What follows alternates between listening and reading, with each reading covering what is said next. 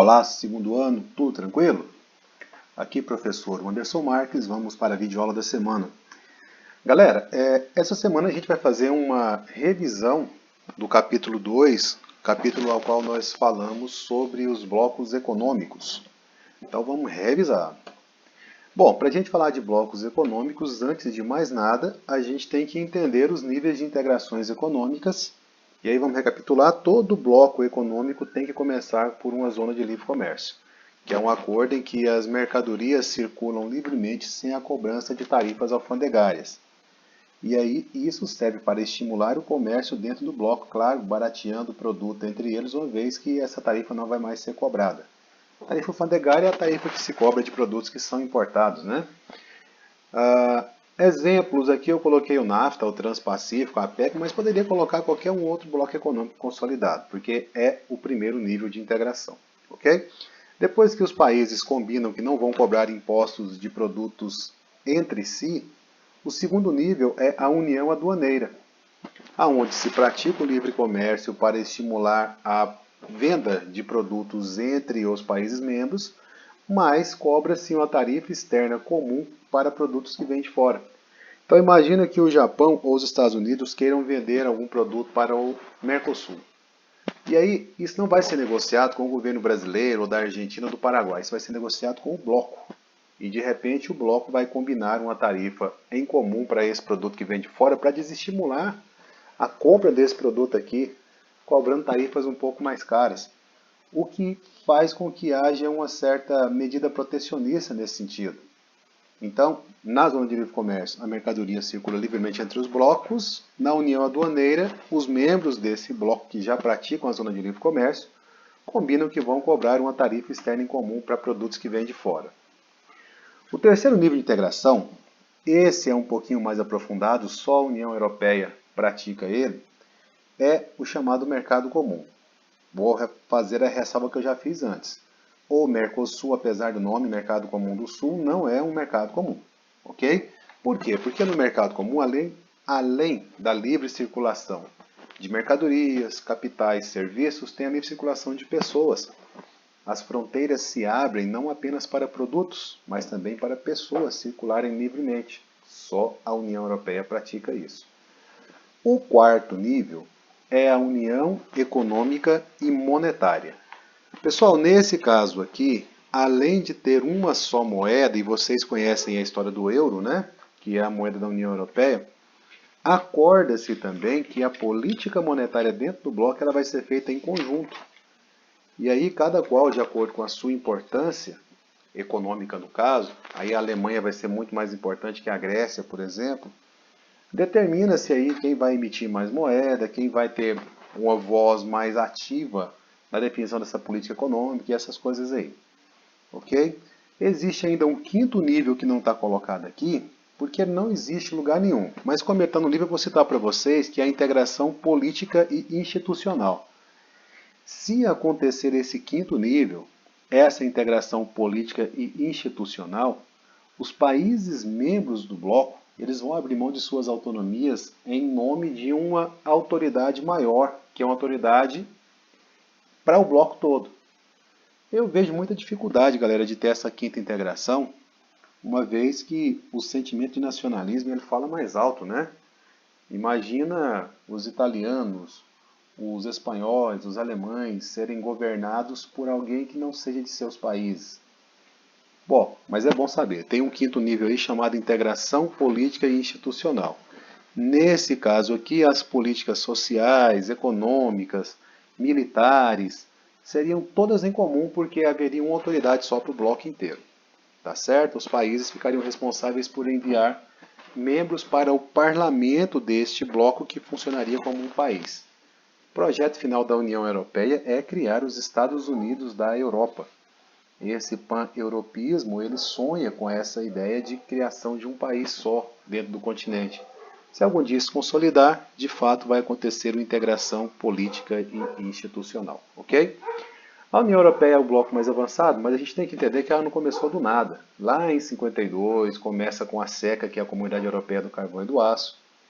Países como Alemanha e França, que vinham numa situação de revanchismo por causa de regiões como Alsácia e Lorena, se unem na produção e comercialização do carvão e do aço. O Benelux, Bélgica, Holanda e Luxemburgo, que já tinha uma zona de livre comércio entre eles, agrega no bloco junto com a Itália, que também se interessou por participar disso. Vamos lembrar que a Itália e a Alemanha foram perdedores da Segunda Guerra Mundial.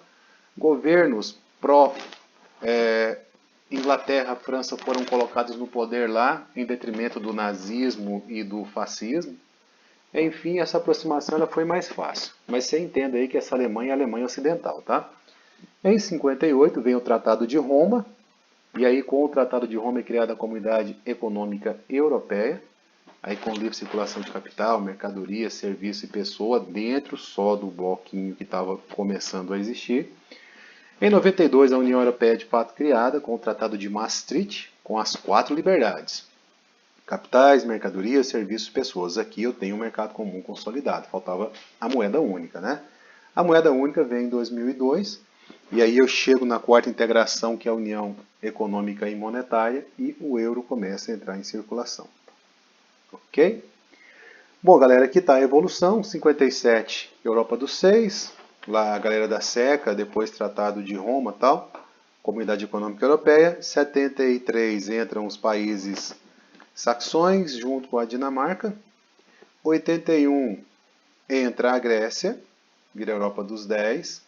86 a Península Ibérica, Portugal e Espanha. 95 os países nórdicos, Finlândia, Suécia.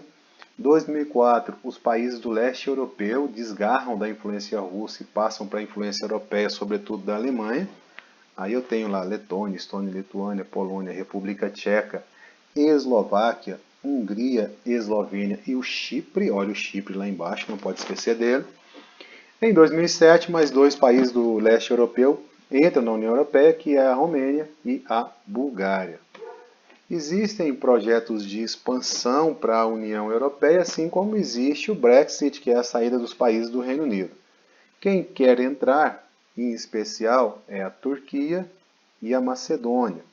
Esses países, eles precisam cumprir alguns requisitos ainda para entrarem, mas estão a passos largos nessa direção. Assim como a Ucrânia, viu? Mas a Ucrânia teve interferência russa lá, enfim, a situação ficou mais complicada.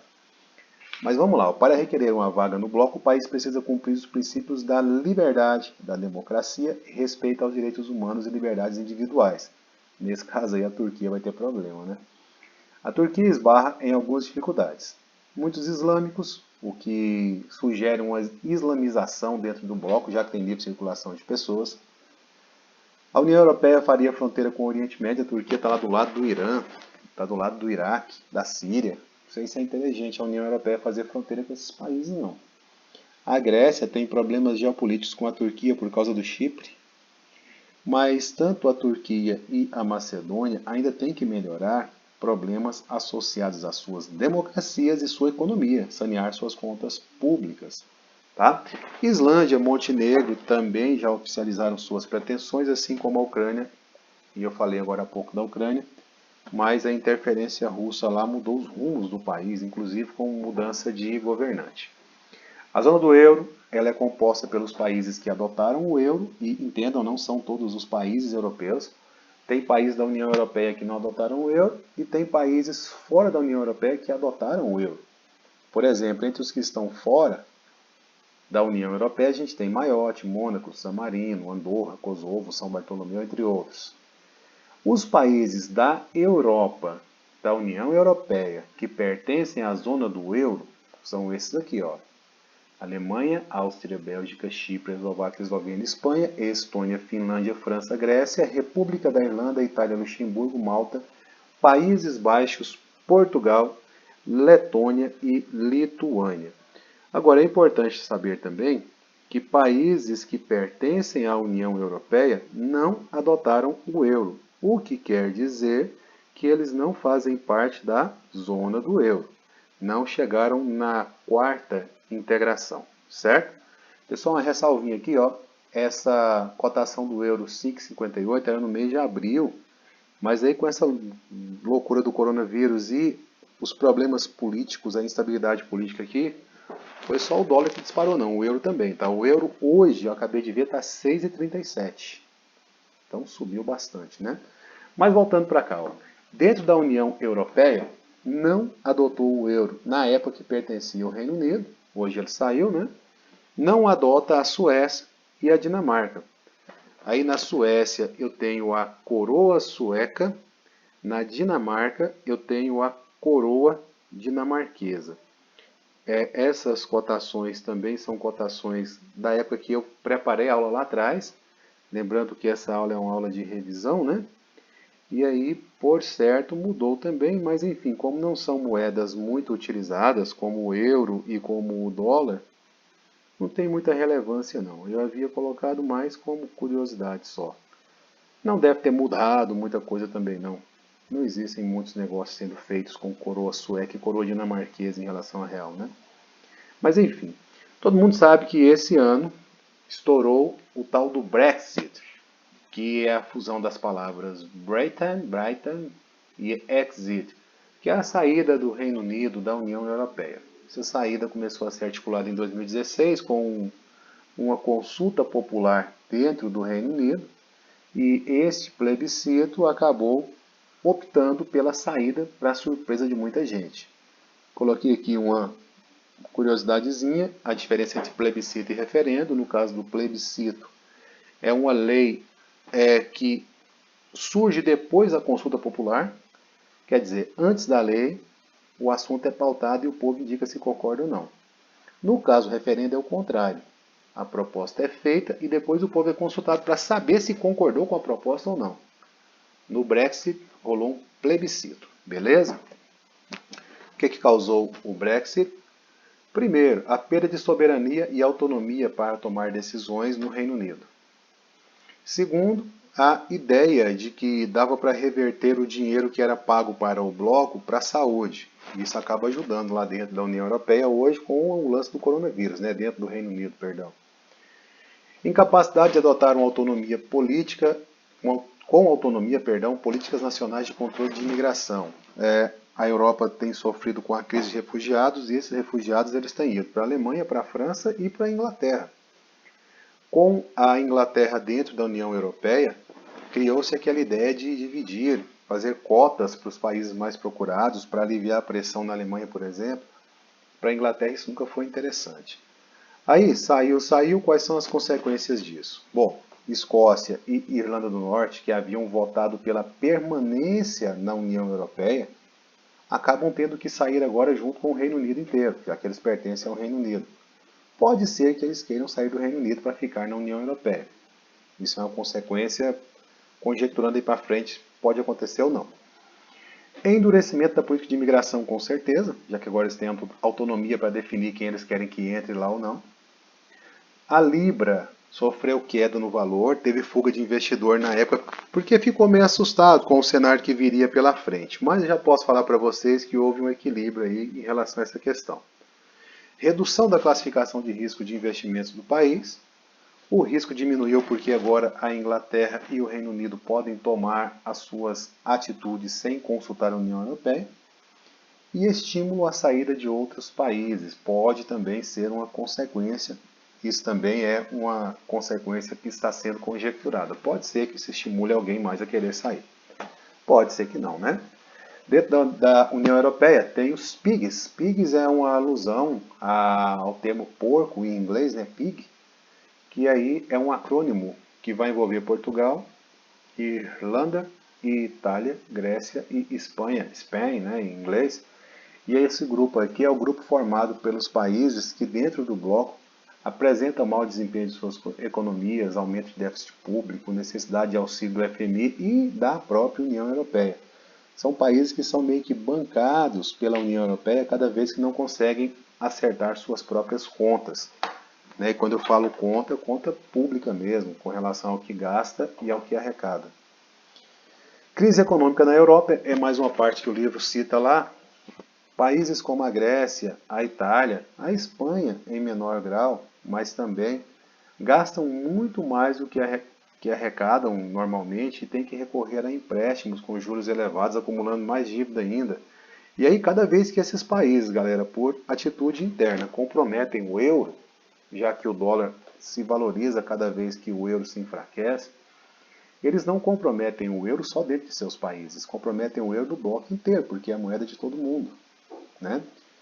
Essa realidade de juro elevado por empréstimos, de gastos além do que se arrecada, enfim, gerou fuga de capital e desconfiança dos investidores, comprometendo, como eu disse, toda a zona do euro. Então, eles são chamados de porcos pejorativamente mesmo, viu? Enfim, vamos para a NAFTA então. NAFTA, North American Free Trade Agreement. Gostou aí? É a Zona de Livre Comércio da América do Norte. Consequentemente, a integração é Zona de Livre Comércio. Se é Zona de Livre Comércio, entre Estados Unidos, Canadá e México, esse bloco só permite a circulação de mercadorias. Mais nada, pessoas não. Aqui eu comparo as economias dos três países e a gente percebe claramente que os Estados Unidos têm o PIB muito maior, a população muito maior, PIB 19,39 trilhões. Isso em 2017, que foi aonde eu consegui o PIB mais recente, tá? Imagina você comparar 19 contra 2,45, que é o México, nem é o Canadá. População dos Estados Unidos, 326 milhões. Isso aqui, galera, ó, significa mercado consumidor e mão de obra também, tá? Expectativa de vida aí o Canadá ganha, 81,9. O México ganha em quê? O México ganha em nada, por assim dizer. Renda per capita é menor, ganha no analfabetismo, né? Mas aí não é ganhar, é perder, porque esse dado aqui é ruim. Enfim, o NAFTA é uma zona de livre comércio que tem Estados Unidos, Canadá e México, e foi fundado em 92 para começar em 94, tá? A situação do México é o que chama a atenção na medida que é o único país subdesenvolvido no meio dos dois desenvolvidos. Claro que a economia do México cresceu, indústrias norte-americanas, canadenses, maquiladoras, montadoras foram instaladas lá para explorar a mão de obra local. E aí, claro, produzir para exportar, já que não tem tarifa de exportação e importação dentro do bloco, certo? Aumentou a dependência econômica do México em relação aos seus vizinhos do norte. As desigualdades sociais continuaram, já que se explora mão de obra barata por lá. E o México continua como rota de imigrantes de drogas para os Estados Unidos, ou seja, melhorou economicamente, a situação social não melhorou e, no mais, o México continuou sendo basicamente o que era mesmo. Tá certo? Pessoal, o Mercosul, Mercado Comum do Sul, já falei, não é um mercado comum. Na realidade, o Mercosul é uma zona de livre comércio e uma união aduaneira. O acordo evoluiu a partir de 91, com os fundadores, Brasil, Argentina, Paraguai e Uruguai, só a zona de livre comércio. A partir de 94, no Tratado de Ouro Preto, foi introduzida a União Aduaneira, com os mesmos membros. Tá? 96, Chile, 97, Bolívia, 2003, Peru, 2004, Colômbia e Equador entram como membros associados. Os membros associados no Mercosul não precisam praticar a União Aduaneira, só a Zona de Livre Comércio. 2006, a Venezuela entra como membro associado, ela é aprovada pelo menos, passou a entrar quando os parlamentos dos países que já eram membros fundadores aprovassem, isso acabou acontecendo em 2012, mas enfim, já foi aprovada em 2006. A Bolívia também pediu para entrar, mas a Bolívia ainda está no estágio de associado. Em 2012, como eu falei agora há pouco, rolou uma crise muito forte no Brasil e na Argentina. Aí, aquela lógica de produtos circulando livremente para lá e para cá também foi restringido, teve bloqueio para alguns produtos. Lá no Paraguai, rolou um impeachment do presidente Fernando Luga e o Paraguai foi suspenso. O parlamento paraguaio não aprovava a adesão da Venezuela de jeito nenhum. A Venezuela, sem o Paraguai no bloco, entra. Isso tudo em 2012. O Paraguai, depois de eleições em 2013, pede para voltar, mas para voltar a Venezuela tinha que aprovar junto com os outros. Mas aprovou, deu tudo certo. Em 2016 a Venezuela foi suspensa, segundo o que se falou na época, por não cumprir alguns acordos, como eliminação de tarifas alfandegárias e de tarifa externa comum, assumidos lá em 2006, quando ela foi aceita. Galera, questão da Venezuela, todo mundo sabe, ela é ideológica, né? Não se confia muito no governo do Hugo Chávez no passado e do Maduro no presente. Mas o fato é que hoje ela está, de fato, suspensa. Ok? Vamos para o próximo bloco, a APEC, Cooperação Econômica da Ásia do Pacífico. Esse bloco foi criado em 99. Olha o tanto de países, entre eles Estados Unidos, Japão, China, países poderosos, né? E países sem muita relevância, como Peru, Chile, Papua Nova Guiné, Brunei, enfim. Esse bloco, galera, ele tem o objetivo de estabelecer uma grande zona de livre comércio entre os países membros. E no trato, até 2010, os países desenvolvidos deveriam praticar zona de livre comércio. Até esse ano, os países em desenvolvimento. Nem em 2010 fechou 100% os desenvolvidos, nem até agora fechou 100% de zona de livre comércio entre os subdesenvolvidos. Tá certo? Pode ser que algum dia aconteça. E se acontecer, vai ser o maior bloco da história. A produção mundial desses países equivale à metade de toda a produção industrial. Então esse bloco vai ser muito poderoso se ele de fato se consolidar na sua amplitude. Tá? Sobre a ALCA, que é mais um dos blocos citados no livro, a ALCA foi uma proposta dos Estados Unidos chamada Acordo de Livre Comércio das Américas para unificar todas as Américas numa grande zona de livre comércio. Bom, a exceção seria Cuba e a Guiana Francesa, por ser da França, e Cuba por não ser democrática. Tá? Quando que deveria ter essa integração? Essa integração deveria acontecer em 2005, mas não aconteceu. Por quê? Porque pensar em uma zona de livre comércio em todas as Américas, onde as mercadorias circulariam livremente, muito provavelmente seria pensar em favorecer os Estados Unidos da América, já que a indústria deles é mais poderosa do que a dos outros. E aí países como o Brasil, como a Argentina, o Mercosul de um modo geral, impuseram algumas restrições e a coisa não aconteceu. Mas se tivesse acontecido, esse bloco seria um dos maiores blocos do mundo. Já tem o NAFTA na América do Norte, já tem o Mercosul na América do Sul, o Pacto Andino na América do Sul, o MCCA CARICOM na América Central, enfim, seria uma fusão de muitos blocos, né? E em funcionamento na época, se tivesse acontecido, a ALCA teria aproximadamente um PIB de 12 trilhões. Esse PIB, galera, seria bem maior que o da União Europeia na época, por exemplo. E 850 milhões de habitantes, o que hoje seria mais ou menos 1 bilhão de habitantes. Um pouquinho menos que isso. Tá? Para se contrapor à lógica da ALCA, surgiu a ALBA. Olha só, por que surgiu a ALBA? Vamos entender isso. Dentro da lógica da ALCA, existem muitas diferenças entre os países mais ricos e os mais pobres. Os mais ricos, Estados Unidos e Canadá, são superpotências econômicas, industriais, tecnológicas, a população lá tem melhor poder de compra, enfim, a educação lá garante a uma amplitude das pessoas, uma boa formação e capacitação, diferente dos países subdesenvolvidos do continente, que tem que se basear principalmente na extração mineral, na agricultura e na pecuária. E aí, quem se opunha a esse bloco dizia que esse bloco seria um instrumento de dominação por parte dos Estados Unidos, principalmente para a América toda. E essa dominação seria em todos os setores. E também existia um receio de que as economias latino-americanas se tornassem ainda mais subordinadas e dependentes dos interesses americanos. Como essa desconfiança foi mais forte do que a confiança no que poderia ser, esse bloco não foi para frente. Quais eram as dificuldades e quais são hoje, já que os Estados Unidos nunca desistiram de fato da ideia? A maior dificuldade é que os Estados Unidos possuem estruturas sociais, políticas e econômicas muito diferentes dos outros países da América, de um modo geral, do Norte, do Sul e Central. Mas não são só os Estados Unidos que estão tão à frente assim. Porque, entre outros estados, essas diferenças também se replicam. A economia brasileira ela é maior do que a economia da América do Sul inteira. Se eu pego o caso do México, a economia mexicana é muito maior do que a economia da América do Sul.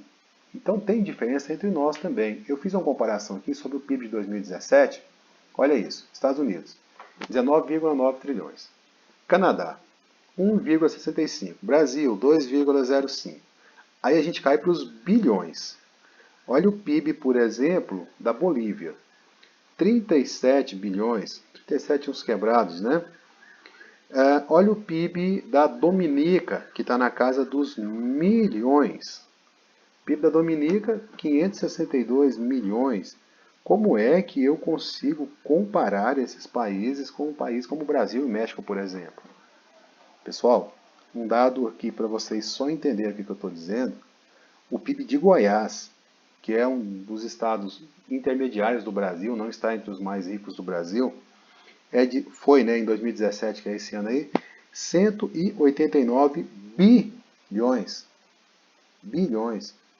Olha a Dominica, 562 milhões. Quer dizer, existem muitas diferenças entre esses países.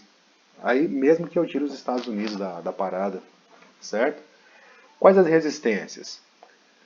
Na década de 2000, quando deveria se consolidar a ALCA, lá em 2005, os países da América do Sul eram dominados por uma onda de governos de esquerda anti-imperialista, certo? Isso foi um problema. Aí o Lula no Brasil, Maduro na Venezuela, na época era Hugo Chávez, né? Mas Maduro depois, consolidando, Cristina Kirchner na Argentina, posso falar de Michelle Bachelet, Fernando Lugo, enfim, Evo Morales, todos eles se opuseram, tá? Inclusive o Maradona junto com o Hugo Chávez lá na época. Beleza? Quais seriam as vantagens defendidas por aqueles que defendem a ALCA? Primeiro, um grande mercado atrairia mais investimentos.